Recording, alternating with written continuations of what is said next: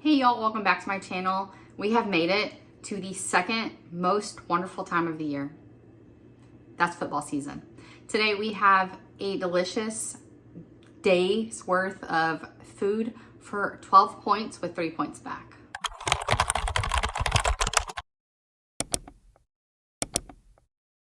So if you're anything like us on Sundays, you probably like to watch 2 games, which means you're watching up to 7 hours of football.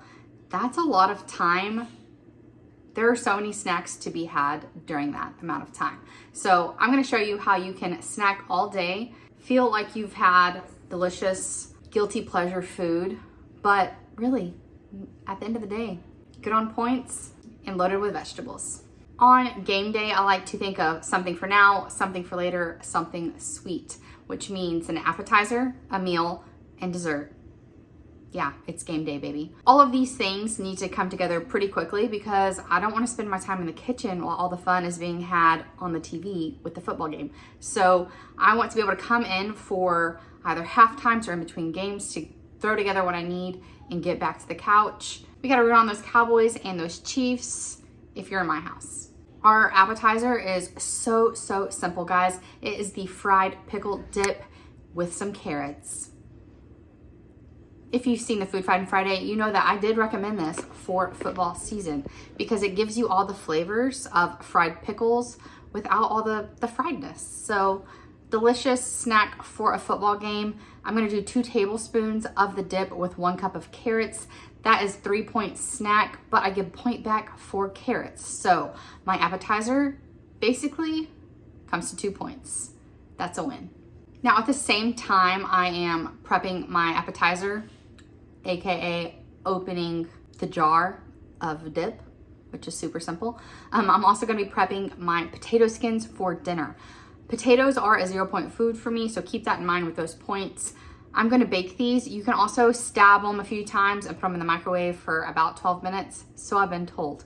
I've never done it. I'm not a microwave girl, so I'm not 100%. But the interwebs say you can do it. So give it a try if you'd like.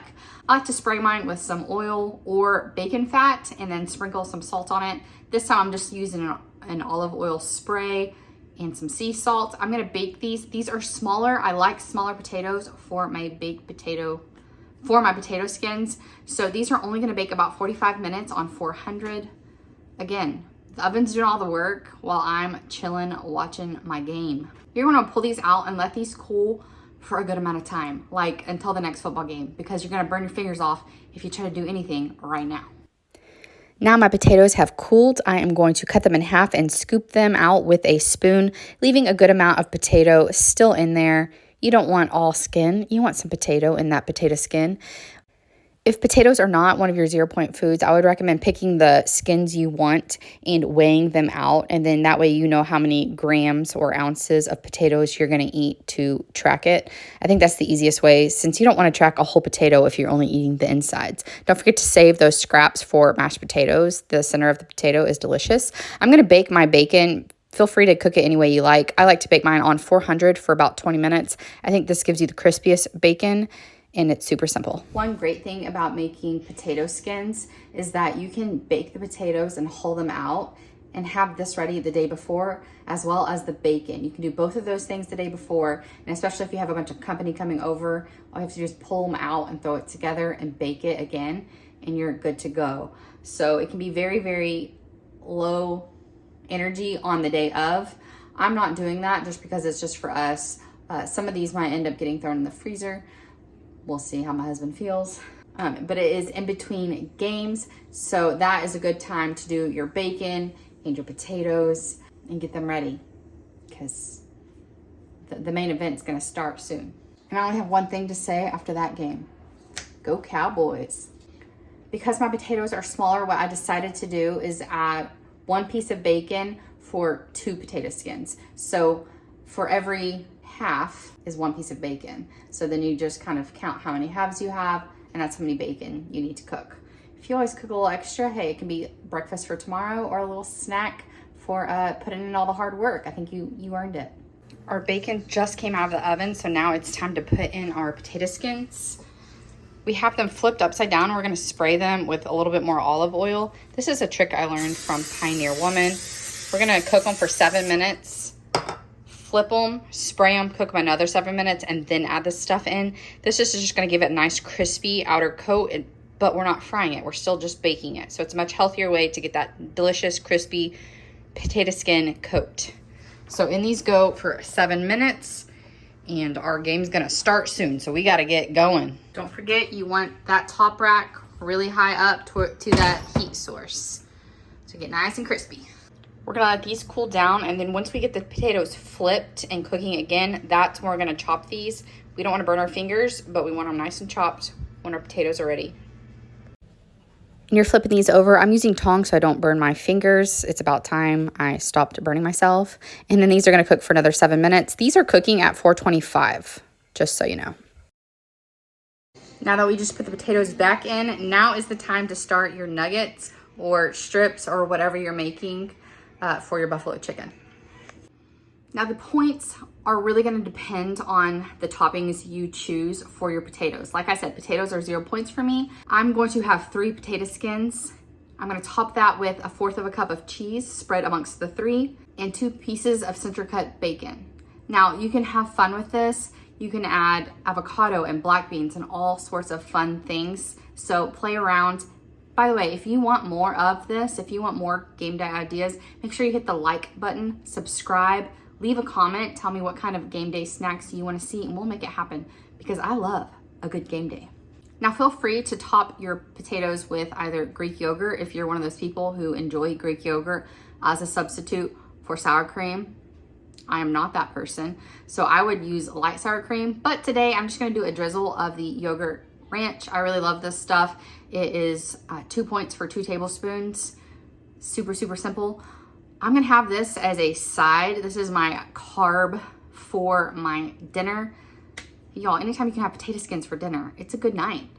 And for dinner, we are gonna keep it super simple. Like I said, I got a game to watch. So we are going to air fry some nuggets, any kind that you like. Scan a few, see what is good points for you. Mine here are 4 points for a serving. I'm gonna air fry them according to the package instructions. Then I'm gonna toss those suckers in some buffalo sauce. If you don't like buffalo sauce, have no fear. You can use ranch. No, don't do that. You can use barbecue sauce. You can use teriyaki sauce. You can use whatever the heck you want. You can use honey mustard. You can keep them as they are and use some no sugar ketchup because I don't count that stuff. Make sure you apply it to your own taste. We love buffalo, so we are doing buffalo sauce. Now, my husband is just gonna eat this like almost like an appetizer with potato skins and boneless buffalo wings. However, I'm gonna chop my chicken up, put it on 2 cups of lettuce. I'm gonna use that same ranch I was talking about earlier to drizzle it on. Boom, we got a buffalo chicken salad. If you have ranch and you are like me and you are now addicted to the Taylor Farm buffalo ranch salads, a little trick for you. If you don't have the buffalo ranch that comes with the salad kit, you're gonna make a little baby. You're gonna have ranch, and it's gonna go on a date with some buffalo sauce. They're gonna mix together, have a little buffalo ranch baby. Now you got something fun for your salad. This is a great game day dinner that makes you feel like you're part of the group. But you know what? You also had some veg, and you should be proud of that. Last, but certainly not least, is dessert. And we're gonna keep it, again, super simple. We're gonna make some air popped popcorn. Feel free to buy this already made. I am using a recipe from the WW app. All the directions will be linked down below. If I have links, they'll be linked down below. So don't worry, screenshot that description box and you'll be set for your next game day. We are doing a pumpkin spice version of popcorn. So no oil or anything necessary. I'll show you how to make air popped popcorn on your own stovetop with literally just a pot and a lid. So simple. So you don't have to buy a $4 bag of popcorn if you don't want to. The entire container I bought of popcorn was $4 and it will last me a really long time. This is also fun because you can add some Mexican spices or like truffle or whatever kind of seasonings you like. You can make your own. You can make a churro one with cinnamon and sugar. Have fun with it. We are just playing, and it's fall, so we're gonna do that pumpkin spice. I just have to. But I am going to reduce the pumpkin spice a little bit and add a little bit more cinnamon because I prefer cinnamon to pumpkin spice. So I'm gonna make that adaptation for me and my taste buds. Again, you do what you like. I'm gonna start off by getting my spices ready for my popcorn. That's 1 tablespoon of brown sugar, a couple pinches of salt, a little less than half a tablespoon of pumpkin spice, and a little over half a tablespoon of cinnamon. This is gonna make 3 servings worth of the popcorn. Each serving is 2 cups. And I found it easier to pinch it and mix it with my fingers. That's just gonna set aside until we are ready. I'm gonna put my pot here with the lid on it on about medium heat, and I'm going to add a few kernels just so that I know when it's hot enough those kernels will pop. I can remove them, add a 1/4 cup of my fresh kernels in. You really want to shake this every 2 to 3 seconds. That way nothing burns. You know, there's no oil down there, so shaking it is going to be your best friend here. This is going to take about 3 minutes. You're going to hear it popping, and then when you hear no popping for 5 seconds, get it off the heat. It is done. Now you're about to see me burn my cutting board with this pot straight off the heat. So maybe don't do that. I'm going to add 6 cups of popcorn to my bowl. This was most of the popcorn. So if you want about 6 cups, do about 1/4 of a cup of kernels. Added some salt to that one just to try it. And then I added all my spices to this. I was hoping with the warm popcorn it would be enough to have it stick to it, but it really wasn't. You do need some kind of spray. I used a butter flavored spray so that the moisture of the spray is what helps that seasoning stick to the popcorn. And it took more than I thought it would. I was kind of surprised how much I had to spray. Now, obviously, you're only getting a tiny amount of the oil or spray with each squirt, but I was surprised how much it took. It did taste pretty good, but this is not a super sweet dessert. So if you are looking for a super sweet dessert, this might not be the one for you. All right, guys, I hope you enjoyed this delicious day of game food. I mean, 12 points, 3 points back. That's 9 points for like 7 hours worth of food. I outdid myself, guys. All right, I'll see you next time.